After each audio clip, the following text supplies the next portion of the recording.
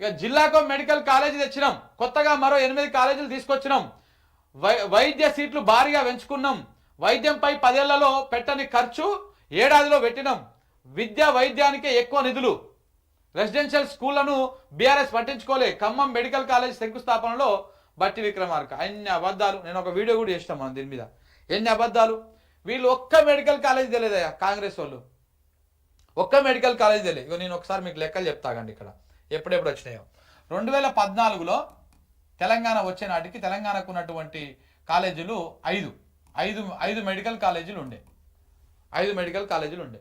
2014 తర్వాత 2014 నుంచి 22 వరకు అప్పుడు 10 జిల్లాలే ఉండే కాబట్టి మనకు ఎన్ని వచ్చినాయి, ఇంకొక 4 మెడికల్ కాలేజీలను ఏర్పాటు చేసుకోరు. దాని తర్వాత 2022, 23లో 8 మెడికల్ కాలేజ్ ఏర్పాటు చేసుకోరు. 2023, 24లో అంటే లాస్ట్ దిగిపోయే ముందు మరొక 9 మెడికల్ కాలేజీలు ఒకటేసారి ఓపెన్ చేసిరు.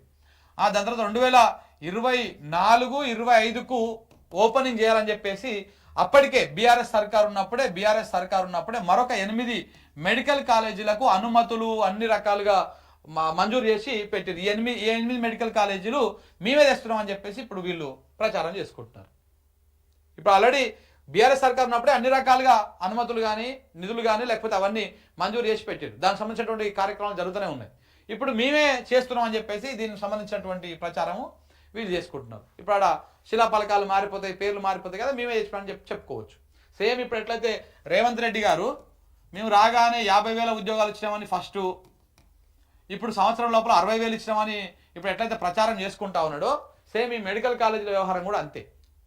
వీళ్ళు ఒక్క మెడికల్ కాలేజ్ చేయలే, ఆ మెడికల్ కాలేజ్ కోసం వీళ్ళు చిన్న ప్రయత్నం కూడా చేయలే.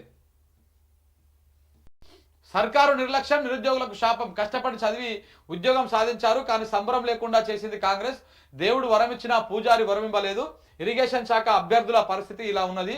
5 సార్లు నియామక పత్రాల కార్యక్రమం వాయిదా పడింది. బీఆర్ఎస్ ఎమ్మెల్యే నిన్న హరీష్ రావు మాట్లాడాడు, మాజీ మంత్రి హరీష్ రావు మాట్లాడాడు. ఈ సర్కారు నిర్లక్ష్యం వల్ల ఈ నిరుద్యోగులకు శాపం లెక్క మారిపోయింది. వాళ్ళు పరీక్షలు రాసి అన్ని రాసి రెడీగా పత్రాలు తీసుకునే కార్యక్రమం ఒక 5 సార్లు వాయిదా పడ్డదంట. 5 సార్లు వాయిదా పడ్డదంటే వాళ్ళ ఉద్యోగ కాలం కూడా అలానే పోతా ఉన్నది. మరి ఎప్పుడు ఇస్తారు? సార్కు అందాల పోటీల మీద రివ్యూ చేయడానికి టైం ఉంటుంది సార్కి, కానీ దీని మీద ఎందుకు కూడా టైం ఉండదు. ఎక్స్ట్రాలు చేస్తే వేసేస్తాం, మా సహనాన్ని పరీక్షించొద్దు, పాక్ వక్రబుద్ధి మార్చుకోవాలి, సాయుధ దళాల పరాక్రమం మనందరికీ గర్వకారణం. ఆపరేషన్ సింధూర్ పైన కేంద్ర మంత్రి రాజ్నాథ్ సింగ్ మాట్లాడిండు, రక్షణ శాఖ మంత్రి. అందాల పోటీలకు అంతా సిద్ధం. హైదరాబాద్ నగరం ముస్తాబు, ప్రపంచ సుందరీమణులు రాక రాష్ట్ర ప్రభుత్వం విస్తృత ఏర్పాట్లు, ప్రత్యేక ఆకర్షణగా నందిని గుప్తా, అథెన్నా క్రాస్బీ అంట. అసలు ఇక్కడ ఒకవైపు నిన్న ఐపీఎల్కి సంబంధించినటువంటి ఈ ఐపీఎల్ మ్యాచ్లు కానీ లేకపోతే ఇవన్నీ కానీ నిన్న జరగాల్సిన రద్దు అయినాయి. ఇవాళ కూడా రద్దు అయ్యేటువంటి అవకాశాలు కనపడతా ఉన్నాయి మెజారిటీగా. దాంతోపాటు మొత్తం ఈ సీజన్నే రద్దు చేసుకోవడం కోసము బీసీసీఐ కూడా అత్యవసరంగా సమావేశమైంది. ఇవాళ రేపట్లలో ఆ నిర్ణయం తీసుకున్నటువంటి అవకాశం కూడా కనపడతా ఉన్నది. ఎందుకంటే ఈ పాక్ ఇండియా యుద్ధము ఈ నేపథ్యంలో, ఈ ఘర్షణ వాతావరణంలో ఒకవేళ ఏదన్నా జరిగితే, ఏదైనా ఇబ్బందులు అయితే లేనిపోని పర్సన్ ఎందుకని చెప్పేసి ఇప్పటికే ఆ సరిహద్దు ప్రాంతాల్లో ఉన్నటువంటి ఎయిర్పోర్ట్లను కానీ, ఆ దేవాలయాలను కానీ, పబ్లిక్ వచ్చేటువంటి పర్యాటక కేంద్రాలను కానీ ఇవన్నిటిని కూడా మూసేసిరు. ఇప్పుడు ఈ నిన్న నైట్ ఐపీఎల్ మ్యాచ్ను కూడా రద్దు చేసుకున్నారు. ఐపీఎల్ మ్యాచ్నే కాదు మొత్తము అన్నిటిని రద్దు చేసుకుంటారా, లేకపోతే ఇటు సైడ్ ఏమన్నా బార్డర్ కాకుండా ఇటు దక్షిణ భారతదేశం వైపు ఇక్కడనే ఏర్పాట్లు చేస్తారా ఏందని తెలియదు. కానీ అక్కడ ఐపీఎల్ రద్దు అవుతా ఉన్నది. కానీ మన ఇక్కడ అందాల పోటీలకు మాత్రము మరి రేవంత్ రెడ్డి గారు సర్వం సిద్ధం చేసి పెట్టారు అందాల పోటీలకు. మరి ఎందుకో అంత ఇంట్రెస్ట్. అక్కడ ఐపీఎల్ రద్దు అయిపోయింది, అటు బార్డర్లో యుద్ధం జరుగుతూ ఉన్నది ఇండియా పాకిస్తాన్ మధ్య. మనం మాత్రం అందాలు తిలకించుకుంటా నోరులో పెట్టి కళ్ళలో పెట్టి చూసుకుంటా ఉండాలి. ఇది మన ఇంట్రెస్ట్ అన్నమాట.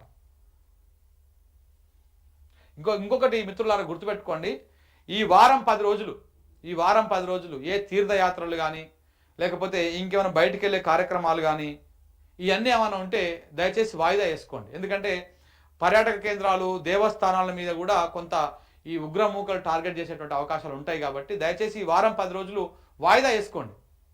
పెద్దగా అయ్యేది ఏం లేదు కదా, ఒక వారం 10 రోజులు వాయిదా వేసుకొని తర్వాత ప్లాన్లు చేసుకోండి. తిరుపతి లాంటి పుణ్యక్షేత్రాలకు పోవాలనుకుంటే, ఎందుకంటే ఎంతకైనా మంచిది మన సేఫ్లో మనం ఉండడం ఉత్తమం. సో కాబట్టి ఈ యుద్ధ వాతావరణం జరుగుతున్న సందర్భంగా ఇంట్లో ఉండడం లేదా దగ్గర ఉన్నటువంటి పనులు చేసుకోవడం తప్ప ఈ పుణ్యక్షేత్రాలకు కానీ ఇలాంటి యాత్రలు, ఇంకా నార్త్ సైడ్ వెళ్ళేటువంటి ఆలోచనలు ఏమంటే మాత్రం మొత్తానికి బంద్ చేసుకోండి. అమర్నాథ్ యాత్రలు అవి ఇవి ఉంటాయి కదా, సో ఇవన్నీ కూడా అటు సైడ్ వెళ్ళేటివి ఏమైనా ఉంటే మాత్రం పూర్తిగా ఇప్పుడు బంద్ పెట్టుకోండి. ఇప్పుడు ఈ నెల రోజులలో ఆ ప్లాన్లే చేసుకోవద్దు. ఢిల్లీ ప్రయాణాలు కూడా కొంత తగ్గించుకోవాలి.